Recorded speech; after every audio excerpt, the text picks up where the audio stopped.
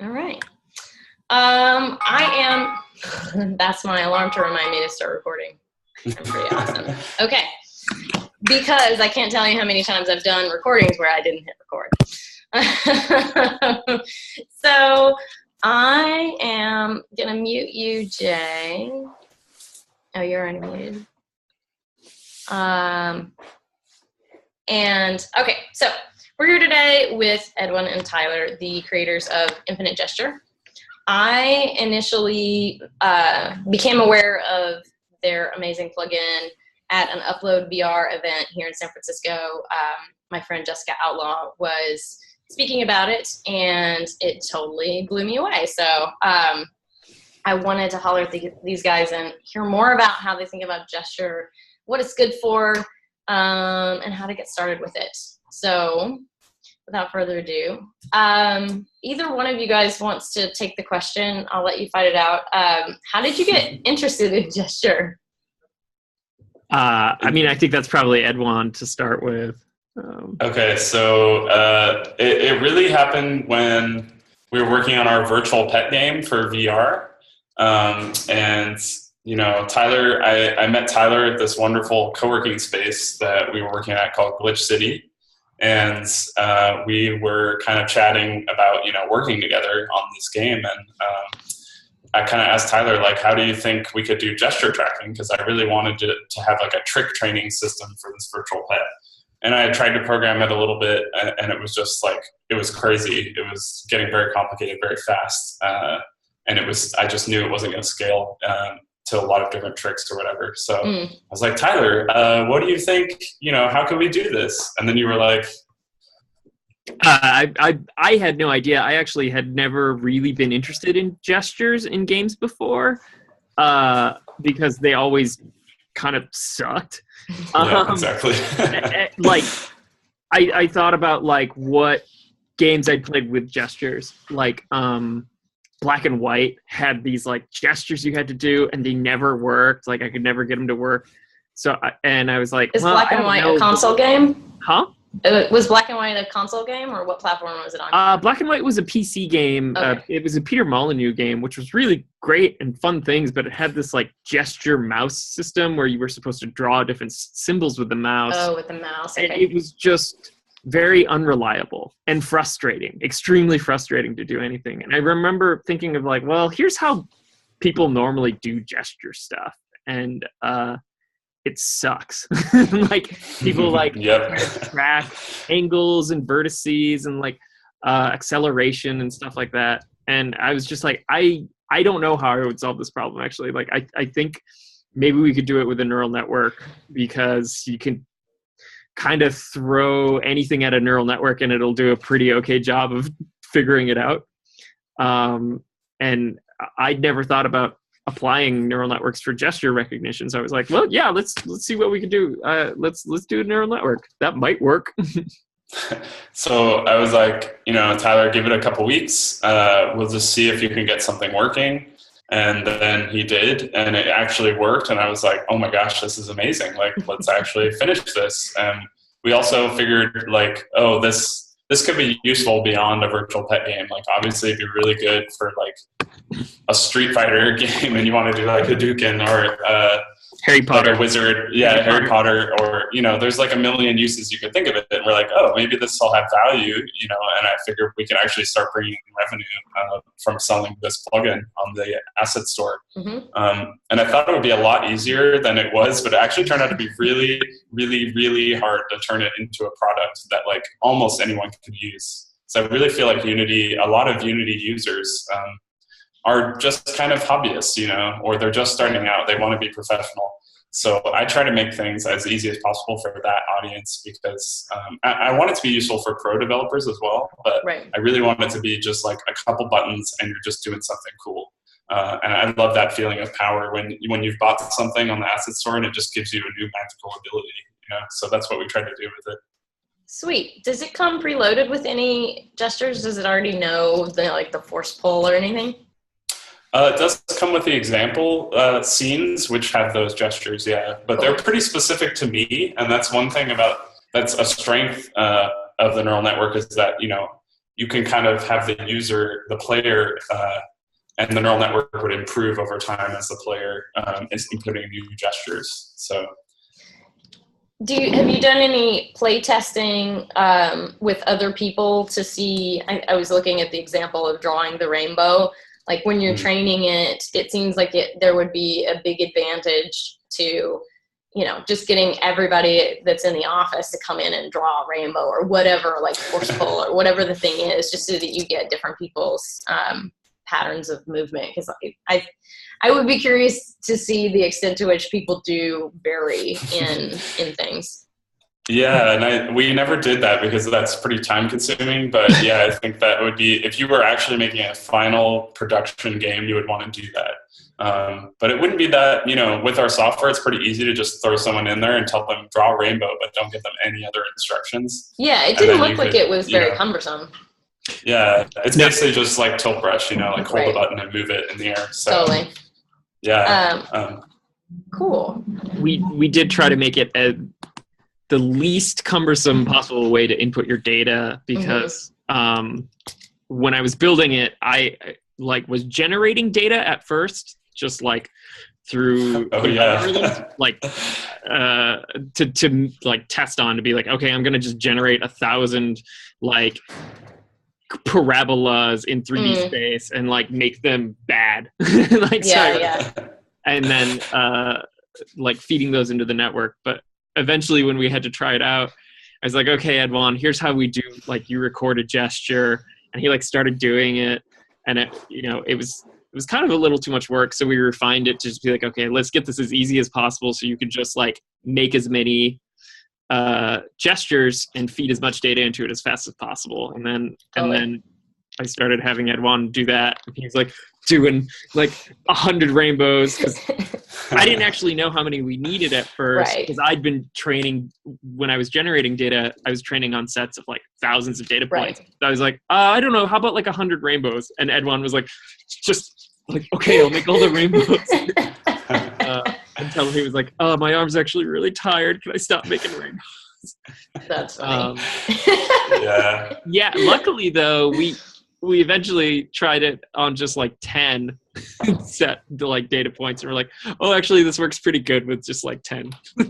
It's crazy how efficient it can be, but it does, if you only have a few gestures you're trying to detect at the same time, 3 to 4 gestures, then it can be really efficient. You only have to do 10 to 20 recordings. But once you have more complex gestures and you have more of them in the same neural network, you have to get into the hundreds of examples. Yeah.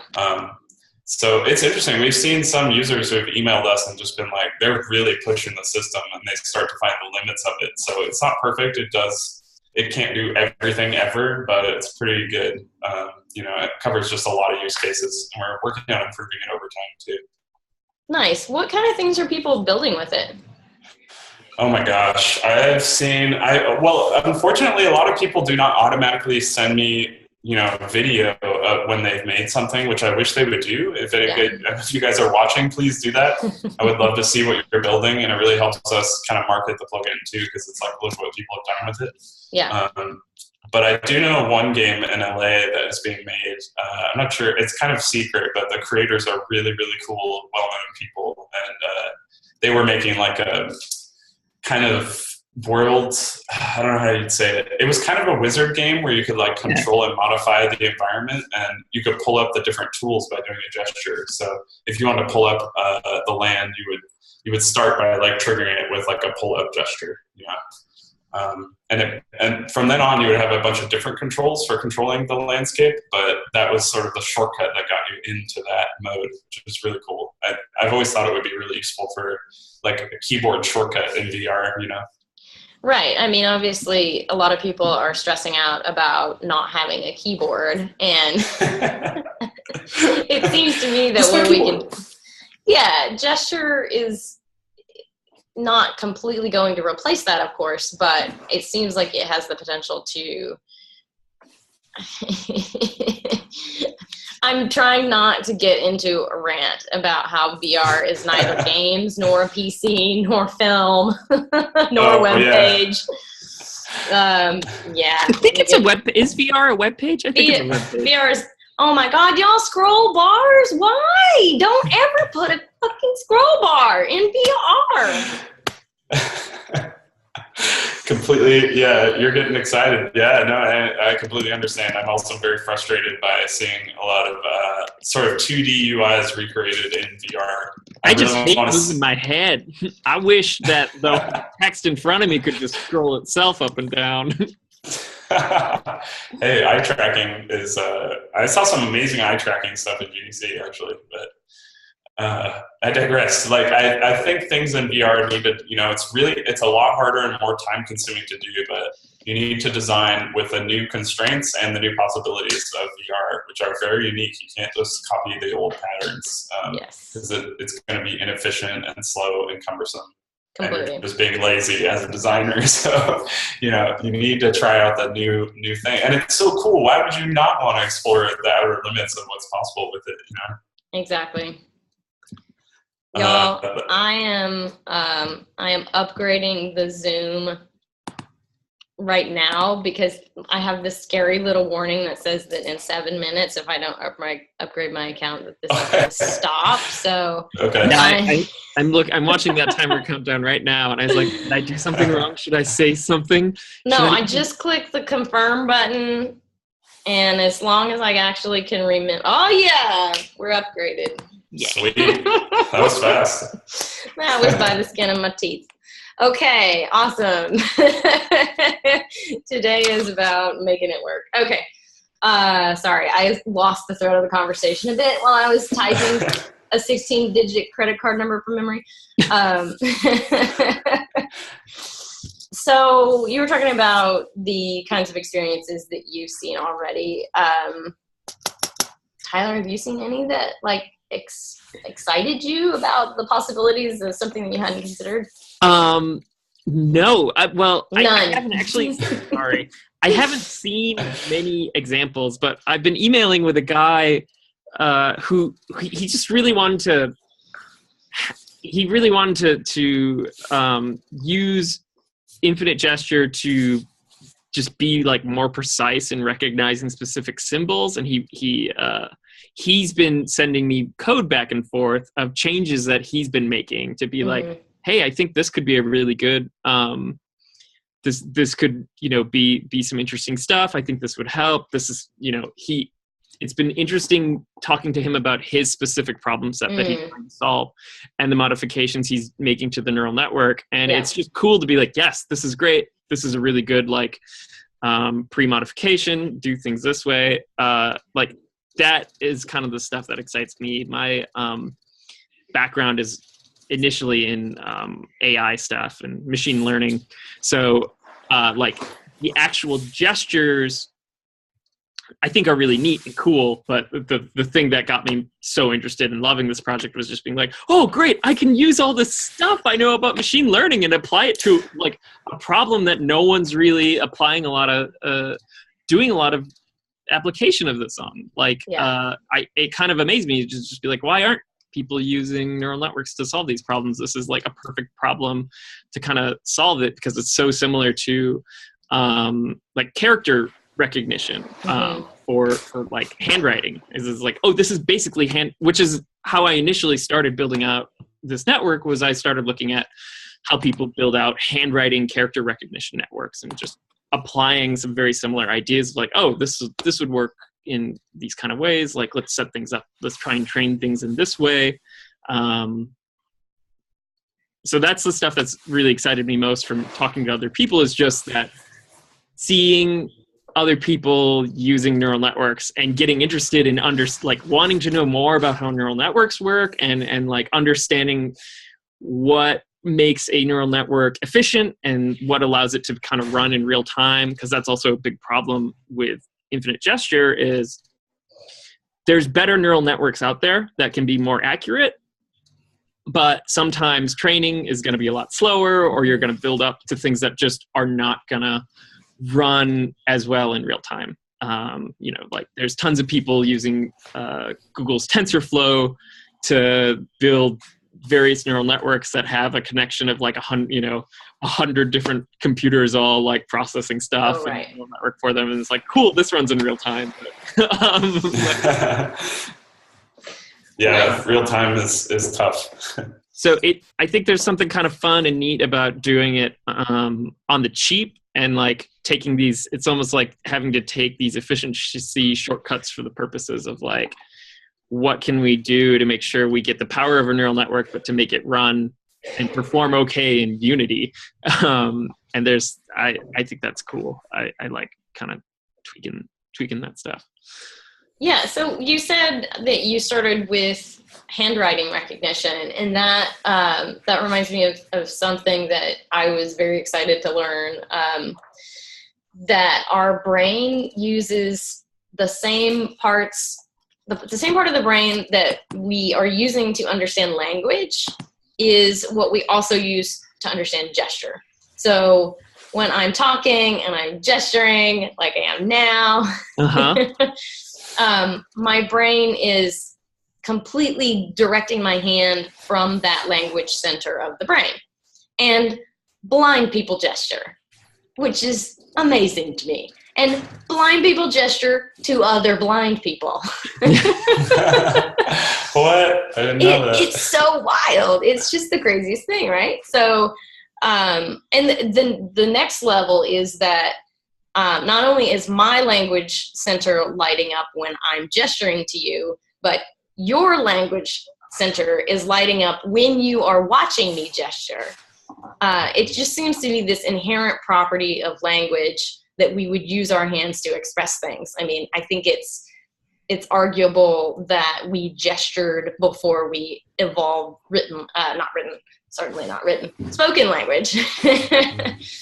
So I think that from the standpoint that I come from, which is experience design and trying to make things very intuitive as well as enjoyable, that I see so much promise in tapping into very deeply intuitive concepts with gesture, because we just do this kinds of stuff, and our motion is happening without us really having any conscious thought of it. It can just unconsciously happen, which means that we can learn it much more quickly, and we can think about other things that are happening in the game or the experience and not have to even be worrying about doing this stuff, in the same way that eventually, after you've learned how to type, you don't have to think about where the keys are on the keyboard.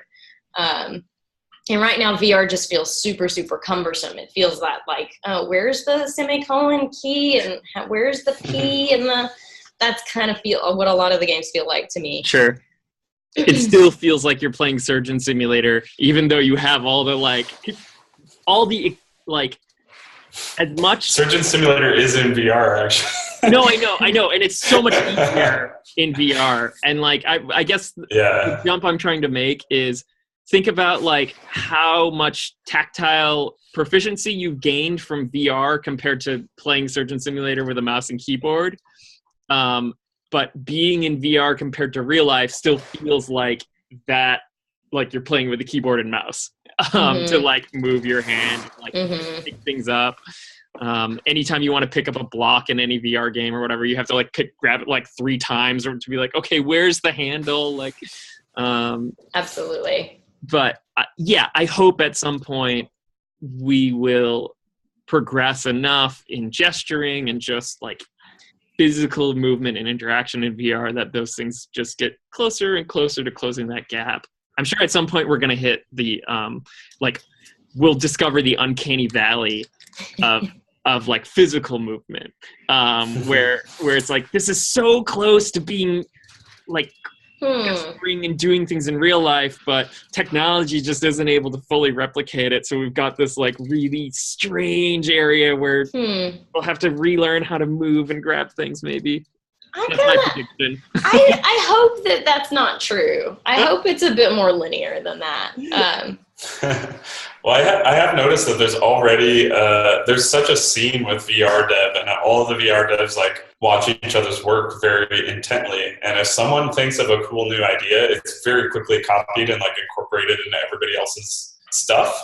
Yeah. Which can be cool, but it can also be, for me, it has been frustrating a few times because I just get copied like so fast before I can even get my product out there, you know.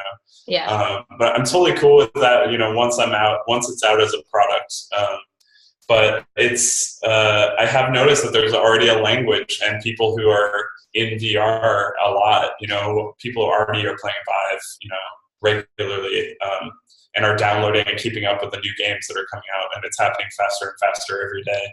They know the patterns already, so they're already really familiar with like teleporting around, pulling up like a tilt brush UI, which so many games have now. Yeah. That's a pattern that has been copied a million times already. So, but you know, in my game, I'm trying to keep the metaphors understandable without any previous VR experience, and that's really important to me. That anybody can just step in.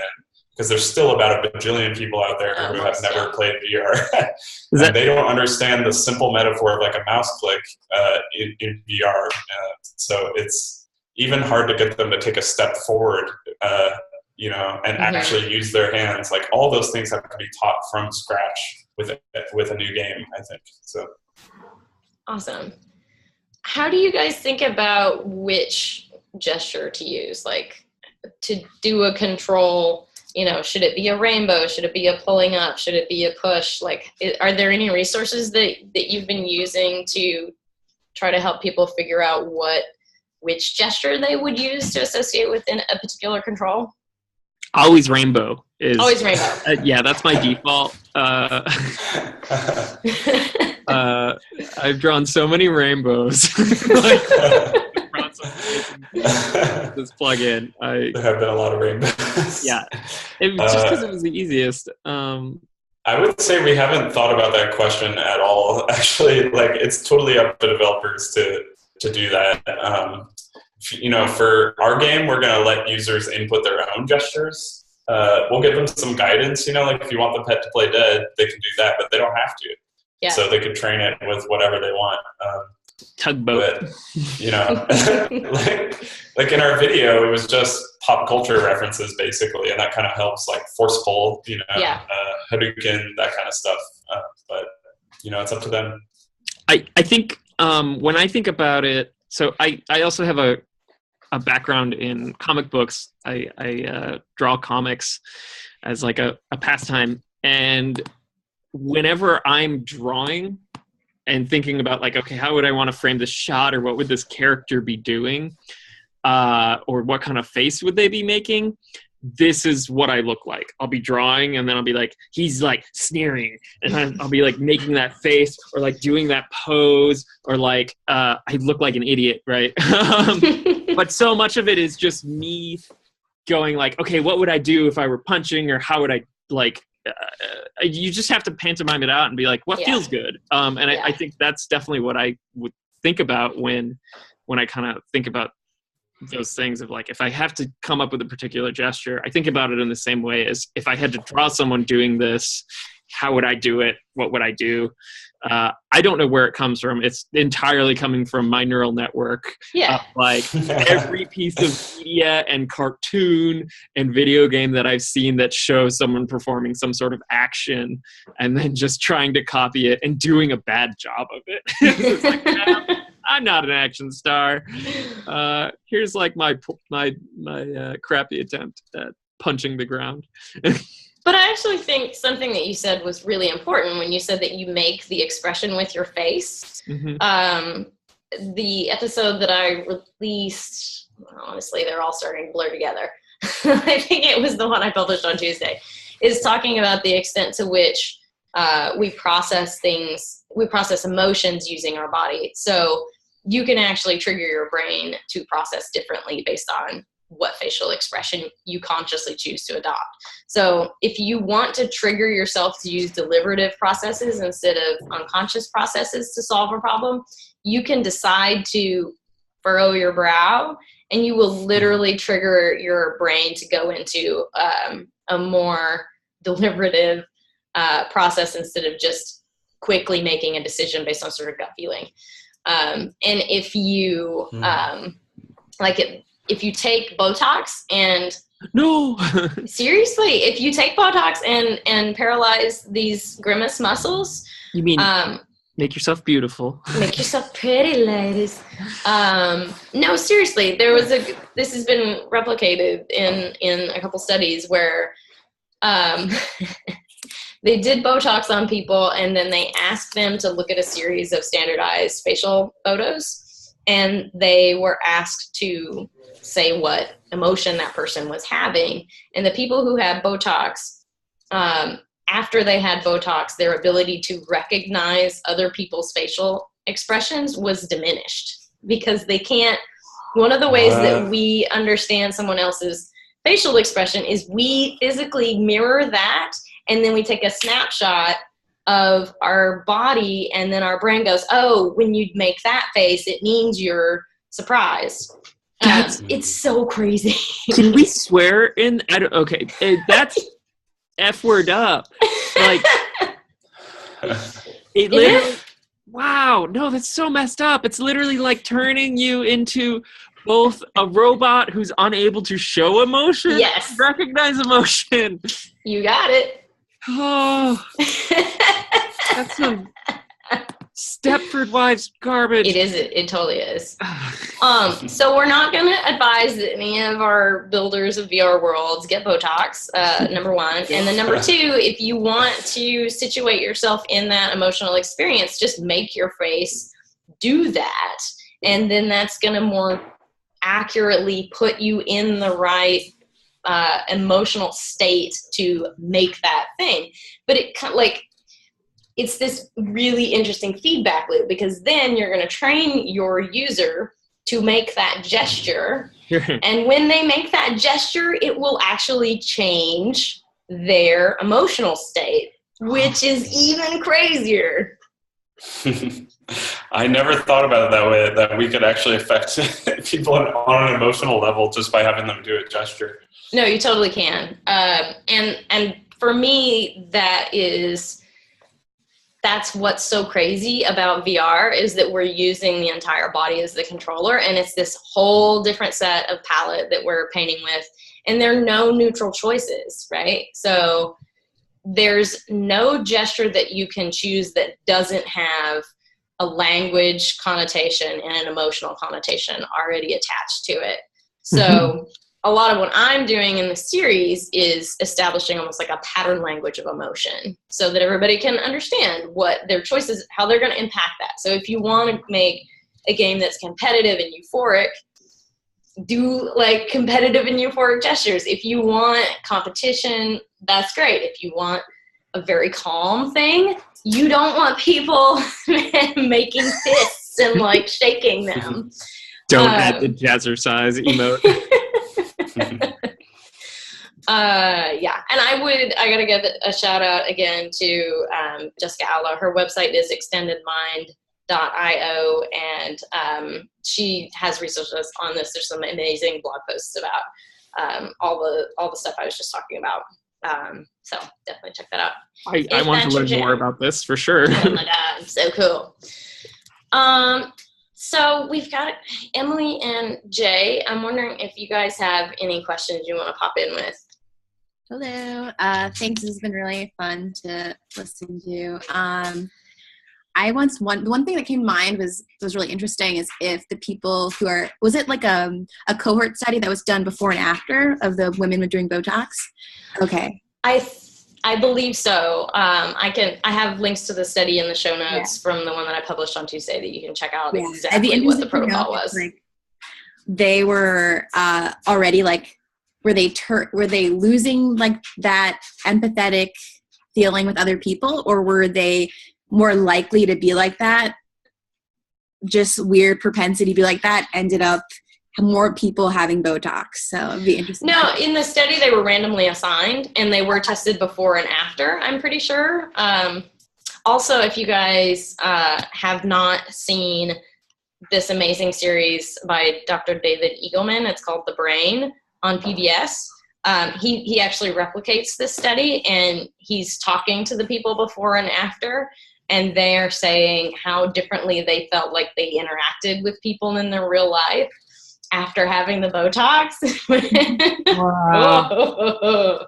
Well, okay, here's this though. What if it's not because of the Botox? What if it's just that people who are more beautiful have a harder time recognizing other people's emotions because they don't need to worry about other people? Well, I believe they controlled with a placebo Botox, so everybody got injections. Are you just messing with me? Yeah, I'm just no. Of course, like stop it. I hope, like, yeah. I did want to ask. I mean, it's very interesting because this whole thing is fascinating, and I know there is research about like power poses. I know there's some counter research for that, and I'm not sure what the conclusion was, but there's definitely an interesting way to see people's change in, like you said, mental state, feeling, and how mirror neurons work and how we relate to others. But I'm also curious about you guys' ability. Like I'm thinking about discovery of motions and effects that come out of that. I totally see myself as a kid after watching so many martial arts movies or playing video games or doing all sorts of stuff that there are, if you just give me controllers and let me just, play and let me just, if I'm thinking I'm not being watched, then I will just do some dance move or some karate move or some other move and be surprised of what might come out of that. So some more natural discovery kind of thing. And That's super interesting. I think we could design something around that idea of, just letting someone in there and building a reaction in the software to anything that they do. That would be awesome. That's really tough from a technical standpoint, but I think people's behavior, I've noticed in the games that we've been working on and in Infinite Gesture, is super influenced by the visual feedback and audio feedback they get from the game. So like you were saying, if we guided them with certain visual effects that react to certain types of gestures, they're going to be more likely to do them. Yeah, that's very cool because there's a VR game called Sound Self that reacts to your voice. Mm-hmm. And what you put out, it actually comes back in some kind of modulated way that is affected, and there is a feedback loop. And I'm thinking of something like that for motion could be really, really cool, where as you move, something gets, affected and changed, which will make you move differently or continue. Sure. I love that idea as a game in the sense of knowing that no one else around you is watching you. And this basically becomes a game that like encourages everyone to just be an idiot. Which is great because already whenever people are like first in VR, anyone who's not experiencing like it just sees someone wearing a dumb helmet being like, oh, it's amazing. And I love being in a space where there's like at any time I can look over my shoulder and there's someone in VR just like. I love how quickly they forget that there are people around them. It's so easy to just like, well, no one's around me. I'm gonna just do whatever. And I think there's something so cool about that of just giving people that permission to be like, go crazy. Look dumb. It's cool and feel good about it. Like there's definitely something healthy about that. I think part of what makes Tilt Brush so fun is that it is so inherently physical. People get in there, they don't really seem to care so much about whether what they're making is pretty. It's more just like, oh my God, look at what we can do! Spinning around, and my show's called Embodied Realities. I'm all about like how you can make experiences that encourage people to use their whole body, because like you can't. I'm going to use the opposite example. So if you put somebody in a stress position, like the CIA uses a stress position where your hands are behind your back and you're bent over in this particular way. And the reason that they use it is because it works. You can't decide to be happy when your body is in a stress position. You feel what your body tells you to feel. So we can make people happy by telling them to make happy motions. It's, like you can't do the chicken dance and not be happy. You're gonna laugh. It's silly, right? I don't know. I've seen some teens at weddings who, like, they eventually, I think, are happy about chicken dancing, but they'll definitely, like, not chicken dance for a while and be very unhappy about seeing other people chicken dance. Teenagers are not human anyway. Oh, okay. Outlier. Just teenagers in general are an outlier for all. Yeah, their brains are not fully formed. Wow. Wow. I see a lot of, so there was two things that in Jay's comment that I had written down to call out that make me very excited about the gesture plugin. One is the ability to have people do a thing, like you mentioned the karate thing. So there's another Stanford Virtual Human Interaction Lab study that shows that you can slightly exaggerate the proprioception sense. So if someone raises their leg or their arm by a bit, but the visual feedback tells them that they have done it just a bit more, there's a point at which your brain just can't synthesize it and doesn't believe it. But there's this leeway where your brain accepts that you raised your arm this much and it looked like it raised this much.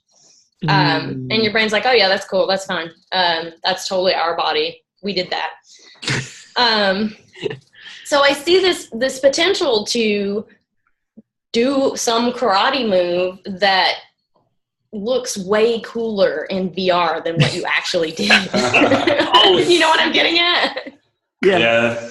I think body kind of, I don't know how you call it, augmentations are really powerful. It's called homuncular flexibility. If you want to put that into the Googles, that's how you can find more dry academic papers than you ever want to read. That's why you got me. I read that shit. Okay. Here's the thing. Whenever I do karate or did karate as a child, I always felt very cool. But I definitely had that Star Wars kid moment where at some point I set up a camera and tried to do some cool karate moves in front of it. And then on watching the replay, realized maybe my cool karate moves weren't as cool as I thought they were. So yeah, I love that idea of being able to give people some good positive feedback of like, no, keep doing your cool karate moves. They're cool. Yeah, you look great. You look good. You look good. So another thing I found that's huge. Like discoveries we found is that a lot of games use like very realistic hands or like pseudo realistic hands, and that's the easiest thing to replicate, and it's the most important thing you should replicate in VR, I think. And I just think it doesn't work. Going for realism just doesn't work. Like, it feels very strange. It's very uncanny valley to look down and see this like rigid, zombie hands. Like, so I think it's much better for most designers to kind of go completely 180 away from that and just stylize it, and your brain like accepts it. Right. Like in our WABA game, we have like sort of Mickey Mouse like toon hands, and they wobble as you move around, and it feels great. And the moment people go in there and they see that the hands wobble and that they're causing it, they just immediately play and they become like new characters. Like, I've seen people like try to do cowboy or like pretend to be Mickey Mouse on the mountain, like pulling waves up, or they're doing like Michael Jackson moves. It just like the physics play of replacing your body with a different kind of body just enables you to be free and like try to become a different person, I agree 110%. Literally the first episode that I published was all about that. Really? Okay, cool.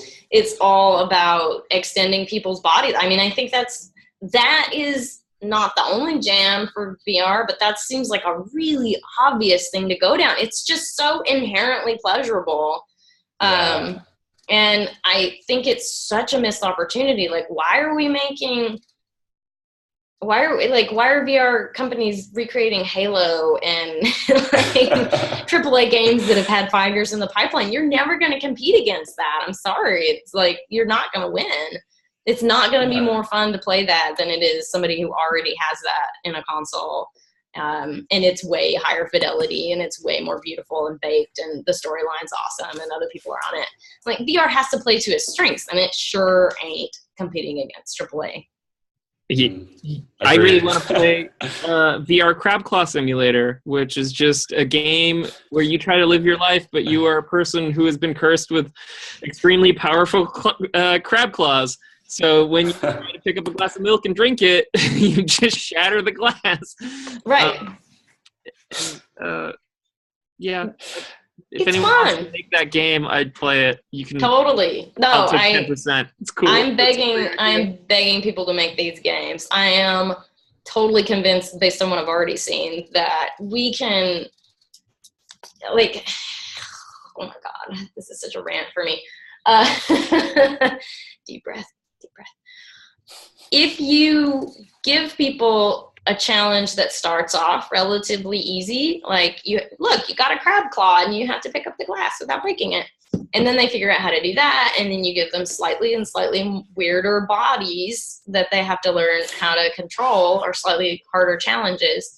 Our brain just inherently is drawn to those challenges because we have this hardwiring that is 100% necessary for our survival as a species.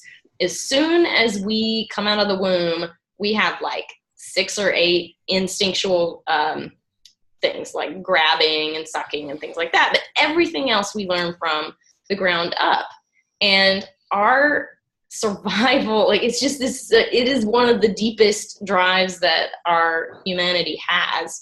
And every mammal goes through this cognitive phase of play. And the reason that we don't feel it activated very often is because we have pretty much experienced all of the sensations that there are to experience. It's why you go scuba diving and you remember very clearly that day that you went scuba diving, because you're in a completely different environment and your brain is like, oh my God, we don't know what the physics of this are. And now we have a tail thing that we can flap. Like, what the hell is that about? But we can effectively do that in so many different ways with VR, and it just, like, please guys, go make more things like that. They're just, it's so trivially easy to poke that little desire to play with new bodies and new sensations, because we all learned how to control a brand new body. It was ours when we were a baby, and you never lose that drive to play. So we should do more with it because it's awesome. I agree. Please, VR devs out there, please. Make more awesome shit. I mean, I do take it, I have a sense of urgency around this because, you know, there's a lot of people talking about, like, the skepticism that VR really is an important medium. And not seeing a ton of good content. It's not getting enough pickup, and Oculus is missing its numbers, and, like, what's going to happen? And if we can't figure out content to go in it, it's going to die. And I think it would be a massive, massive loss because it's capable of doing so much. Anyway. Okay. I agree. I liked that. I like your thoughts. I like your way of thinking, Crystal. Thanks. Jay, were you going to say something earlier? I thought I saw you. No. There's just a couple of things that came to mind about a few things you said, and Crystal, you as well. I mean, just playing with proprioception or using VR, it just seems to lend itself to trying, pushing the boundaries of what it is to experience something, which we've already seen examples of, is very, very cool. And you mentioned David Eagleman before, who actually, like, built a suit that allows you to experience or be able to understand the messages through physical sensations on your back. It's very cool. Look up that video. And I think that a lot more with that kind of stuff can be done in VR.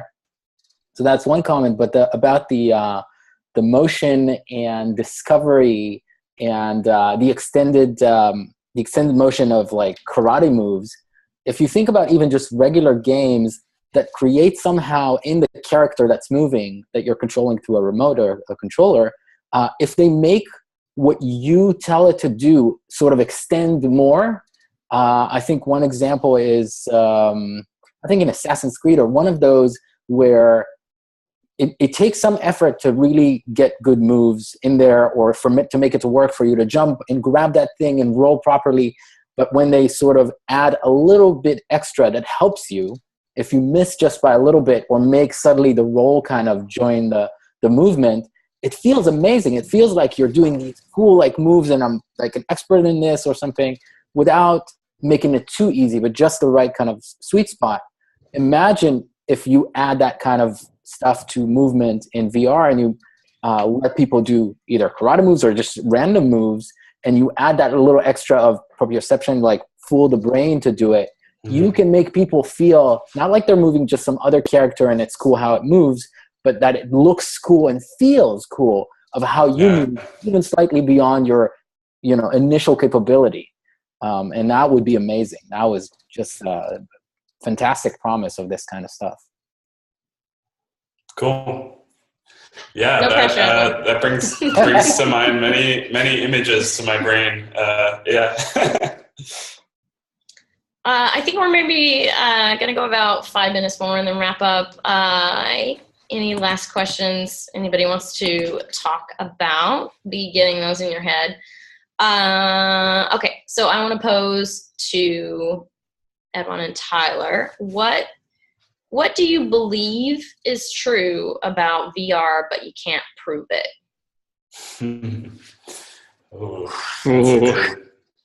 That's really good. Well, I think you already kind of went for an obvious one, which is that will it be popular or not? Popular enough to sustain businesses, essentially, of content creators and even the hardware creators themselves. And I think the answer to that is yes, it will.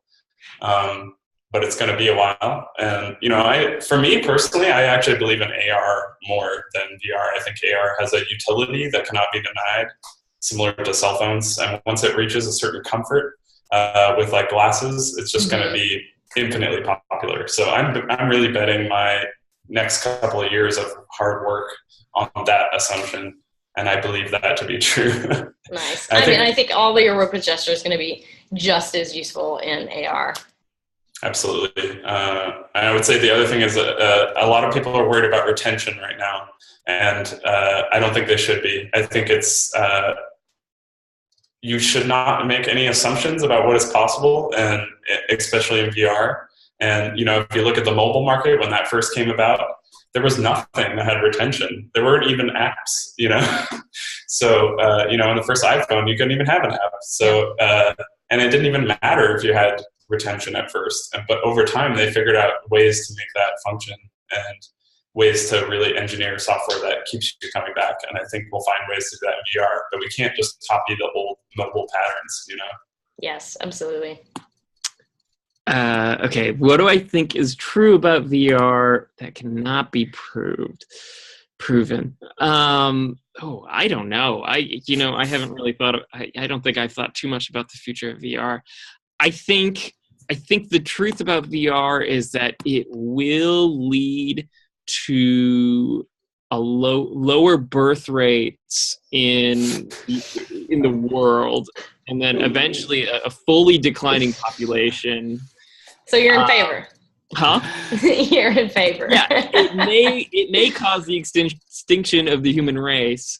People said the same thing about birth control. Yeah. No, that's true. But it'll finally give people the choice to not have to talk to other people eventually one day. And I think we'll just see a lot of people choosing that. Or we'll get so close to realizing, like, hey, we can just take VR all day. Like, we hate our world. Like, we hate where we live. We get to live in the VR world. But then eventually there's going to be someone who's like, takes off the goggles and they're like, oh my God, I went to a national park today. It was insane, you guys. There's like trees and stuff. So in short, I have nothing to say at all. Hey, do you guys know about this phenomena in Japan of the shut-in kids that... Yes, hikikomori. I don't know about this, but... Edwon, you probably know more about it than I do. It's just because I lived in Japan for about 1.5 years, so I'm really familiar with that stuff. And I've read a lot about I think it's hikikomori. is what it's called. But yeah, it's very much a symptom of Japanese culture. I mean, it happens in other parts of the world, but I think it's amplified there.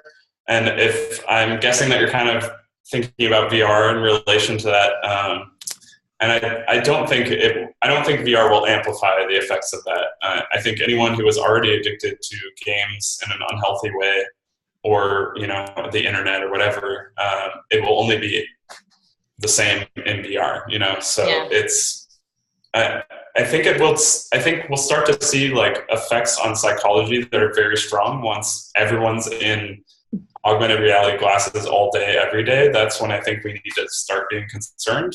But we're already there. We already should be concerned because everybody's looking at their phone absolutely all day, every day, and it's actually it's kind of messed up. So yeah.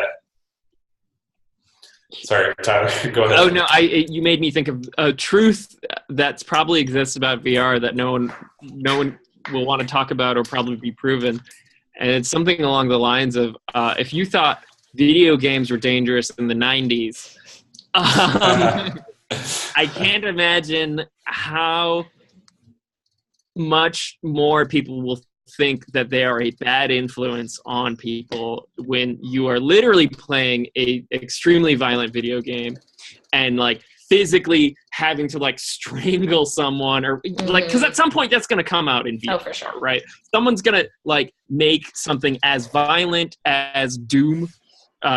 Like this most recent Doom, which is of course just like playing on gratuitous violence of like, let's be as violent as possible. But at some point, someone's just going to make a thing in VR that's like, there's a person and you're just looking into their eyes and like strangling them.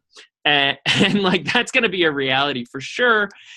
And the effects that will have on people will be even more dramatic than the effects that shooting pixelated demons had on children in the 90s, which I think it's safe to say, like, Doom probably wasn't, like, too close to reality, but we're towing that line closer and closer now of, like, having very visceral, really real experiences via video games.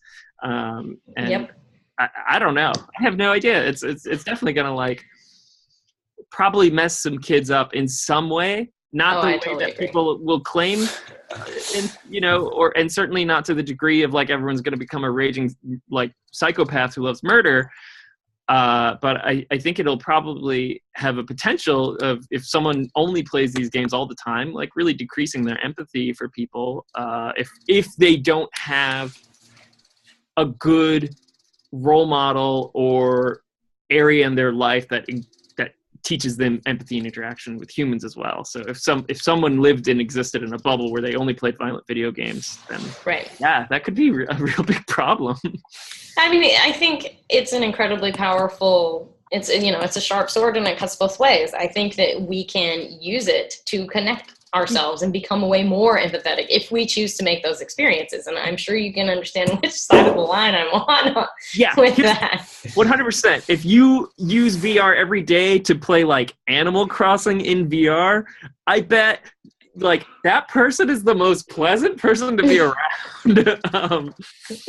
Like my avatar is a frog and I like to hop around. Like you're going to be fine. I got the mail today and I watered 1,000 flowers. And you have really good like leg strength. I'm really excited about people being able to physically jump instead of doing stink. Oh yeah, totally. Like exercise, I think in general is a huge thing, and I really want to focus on that as a problem in the future. I'm looking at the health of America after being in Japan, and I'm just like, wow, we got some issues to work on. So yeah, I think that could be that's a huge opportunity for VR specifically because it is so naturally physical. You don't have to pretend to exercise and pretend for it to be fun. It can actually be fun, So that's definitely something to think about. Yep. All right, you guys have any? Oh, I wanted to say, where can people follow your work? There's many sources. Twitter is Edwonia and Tyler J. Hutchinson. Hutchinson, and you can go to edwonstudio.com is for the company, and we have the game and the plugin kind of featured there. The game's still kind of top secret, but there's just, you can at least see what he looks like, our little character, and yeah, there's also YouTube, and we're all over the place. And you can find me at tylersaurus.com if you want to read my comics. I'm also currently working on a top secret project with a company called Game Grumps. So you'll follow them. You'll find out more later at some point. I don't know. All the top secrets you do. Yeah. We're around. Check us out. Yeah, and if you just search Infinite Gesture on YouTube, you'll see their really amusing trailer for Infinite Gesture, and then there's a couple of good quick start guides. So I highly recommend you do that. All right, thanks everybody. Super fun. We'll see you next time. Bye. Bye.